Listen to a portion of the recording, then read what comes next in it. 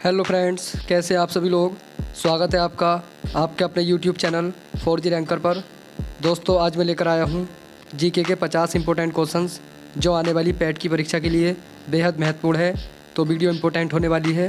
Video शुरू से लेकर आखिर तक देखिए और यदि वीडियो पसंद आए तो वीडियो को लाइक और शेयर करें और यदि चैनल पर नए हैं तो चैनल को सब्सक्राइब भी कर दीजिए। तो चलिए शुरू करते हैं। आज का पहला क्वेश्चन कह रहे हैं, देखिए, रणजीत सिंह किस मिसल से संबंधित थे।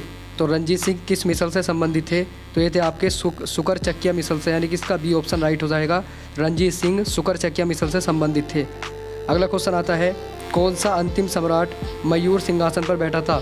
तो मयूर सिंहासन पर बैठने वाला अंतिम सम्राट कौन सा था, तो ये था आपका मोहम्मद शाह। इसका राइट आंसर आपका सी हो जाएगा, इंपॉर्टेंट है। अगला क्वेश्चन आता है, 1857 की क्रांति कहाँ पर हुई।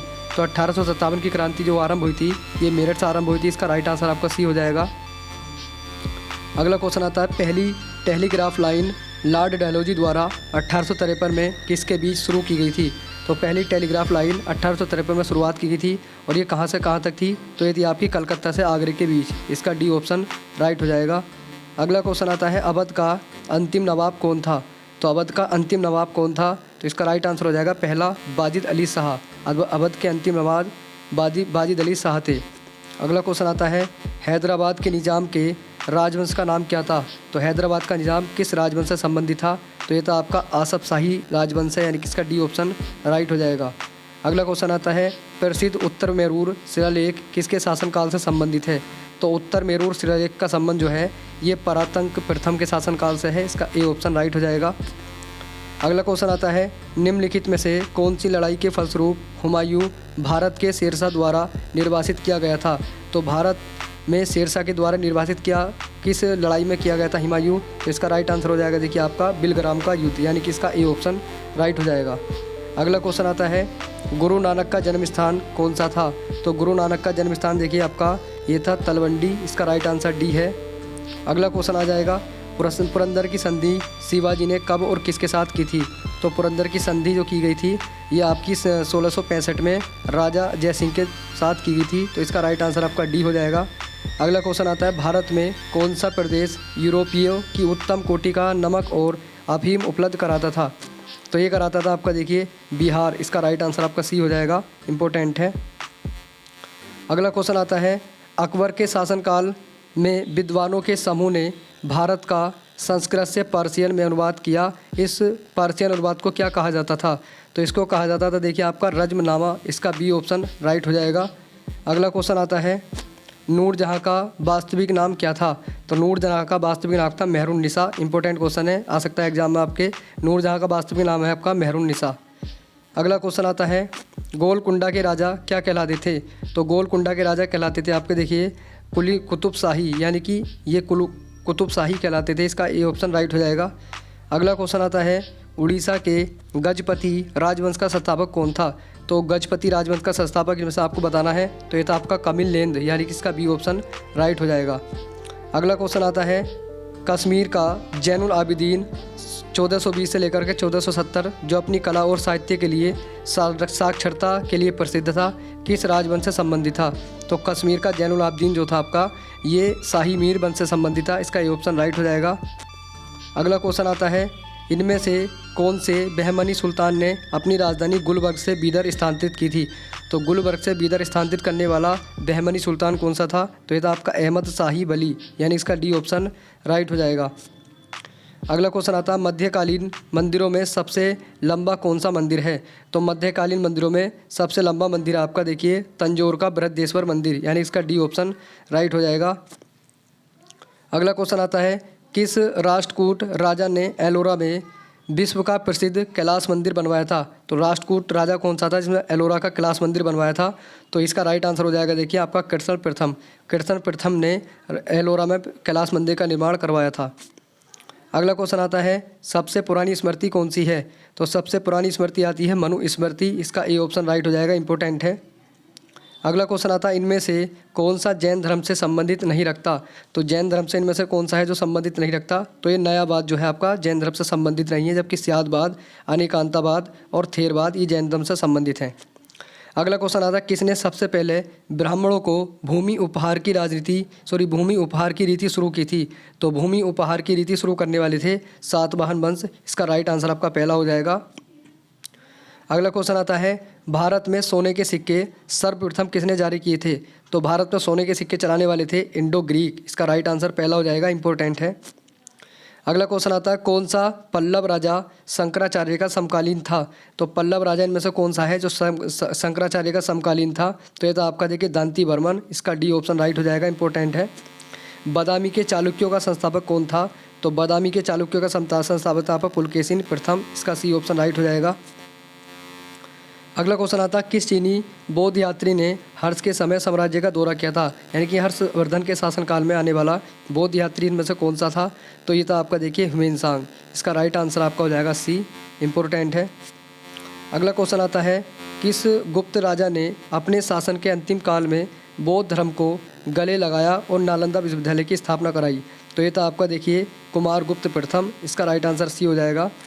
कौन से गुप्त सम्राट ने अपने सिक्कों पर बांसुरी या बीड़ा बजाते हुए प्रस्तुति दी है। तो ये था आपका देखिए समुद्रगुप्त। यानी कि समुद्रगुप्त को उसके सिक्कों पर बीड़ा बजाते हुए देखा गया है। अगला क्वेश्चन आता है इनमें से कौन सा साहित्य द्रविड़ वेद के नाम से जाना जाता है। तो द्रविड़ वेद के नाम से जाने वाला साहित्य कौन सा है आपका। तो ये आपका देखिए तेवरम। यानी कि इसका बी ऑप्शन राइट हो जाएगा, इंपॉर्टेंट है। जैन परंपरा के अनुसार पहले तीर्थंकर कौन थे। तो जैन परंपरा के अनुसार पहले तीर्थंकर थे आपके ऋषभदेव। इसका राइट आंसर आपका सी हो जाएगा। अगला क्वेश्चन आता है इनमें से कौन सी प्रथम बौद्ध नन थी। तो प्रथम बौद्ध नन थी प्रजापति गौतमी। यानी कि पहली महिला जिसने बौद्ध धर्म को अपनाया था वो थी आपकी प्रजापति गौतमी।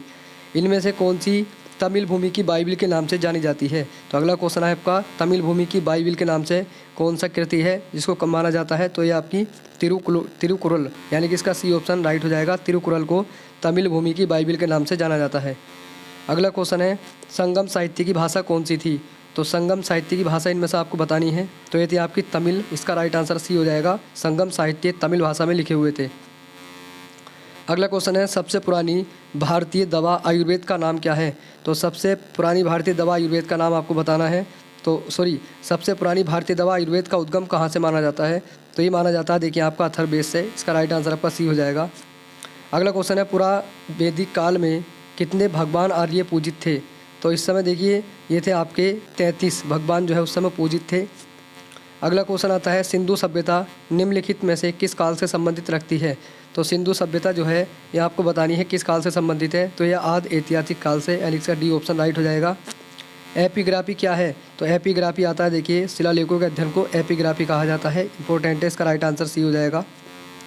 अगला क्वेश्चन आता है मोहनजोदड़ो की सबसे बड़ी इमारत कौन सी है। तो मोहनजोदड़ो की सबसे बड़ी इमारत आपको बतानी है। तो यह आपकी बड़ा धान्यगार है कि ग्रेट ग्रैनरी। इसका राइट आंसर आपके बी हो जाएगा। अगला क्वेश्चन आता है भारतीय उपमहाद्वीप में सबसे पहले खेती कहाँ हुई थी। तो भारतीय उपमहाद्वीप में सबसे पहले खेती की गई थी आपकी देखिए मेहरगढ़ में। इसका बी ऑप्शन राइट हो जाएगा। अगला क्वेश्चन आता है मानव आत्मा का एक शरीर से दूसरे शरीर में गमन किस वैदिक साहित्य का विश्वास है। तो ये आपका विश्वास माना जाता है उपनिषद का। इसका डी ऑप्शन राइट हो जाएगा। अगला क्वेश्चन आता है किसके संरक्षण में संगम साहित्य की रचना की गई थी। तो संगम साहित्य की रचना की गई थी आपकी देखिए पांड्यों के संरक्षण में। इसका राइट आंसर आपका सी हो जाएगा। अगला क्वेश्चन आता है हर्यक राजवंश का संस्थापक कौन था। तो हर्यक राजवंश का संस्थापक कौन था। तो हर्यक वंश का संस्थापक था आपका बिंबिसार। इसका राइट आंसर आपका सी हो जाएगा, इंपॉर्टेंट है। अगला क्वेश्चन आता है भारत में प्रथम बार महायान बौद्ध ने आदर्श पूजा का अभ्यास प्रारंभ किया। इन्होंने कब से ये अभ्यास प्रारंभ किया था। तो ये किया था देखिए आपका पहली शताब्दी से। इसका सी ऑप्शन राइट हो जाएगा। अगला क्वेश्चन आता है इनमें से कौन सा सबसे पुराना जैन ग्रंथ माना जाता है। तो सबसे पुराना जैन ग्रंथ माना जाता है देखिए आपका 14 पूर्व। इसका राइट आंसर आपका सी हो जाएगा, इंपॉर्टेंट है।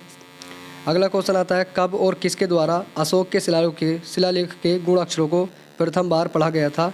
तो देखिए आपका जो है ये 1837 में जेम्स प्रिंसेप के द्वारा ये पढ़ा गया था। तो इसका राइट आंसर आपका डी हो जाएगा।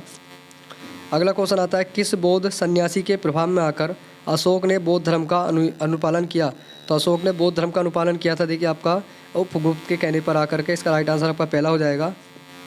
अगला क्वेश्चन आता है भारत सरकार द्वारा अपने देश के राष्ट्रीय चिन्ह के रूप में अपनाया गया अशोक की राजधानी सारनाथ पिलर के धर्मचक्र में कितनी तीलियां हैं। तो इसमें देखिए 24 तीलियां हैं। इसका सी ऑप्शन राइट हो जाएगा। अगला क्वेश्चन आता है कब और किसने शक युग का प्रारंभ किया, यानी कि शक संवत किसने चलाया था, तो 78 ईस्वी में कनिष्क ने चलाया था। इसका डी ऑप्शन राइट हो जाएगा। अगला क्वेश्चन आता है किस चीनी राजा ने 220 ईसा पूर्व में चीन की विशाल दीवार को बनवाया था, तो चीन की विशाल दीवार बनाने वाले हैं सी हुआंग टी, यानी कि इसका सी ऑप्शन राइट हो जाएगा।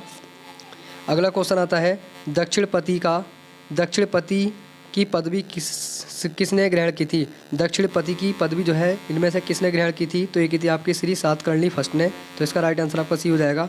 दोस्तों ये वीडियो का लास्ट क्वेश्चन था। अगर वीडियो आपको पसंद आई तो वीडियो को लाइक करें और यदि ऐसी आप वीडियो देखना चाहते हो तो चैनल को सब्सक्राइब भी कर दें।